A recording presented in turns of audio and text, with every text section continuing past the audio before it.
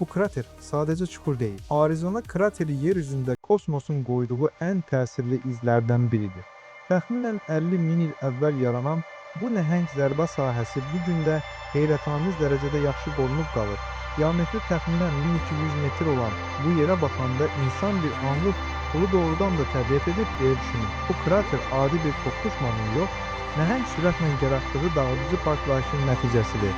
Zərbənin gücü o qədər böyük olub ki, qayaları parçalayıb, relyefi dəyişib və yer səthində minillərlə qalan nəhəng iz buraxıb.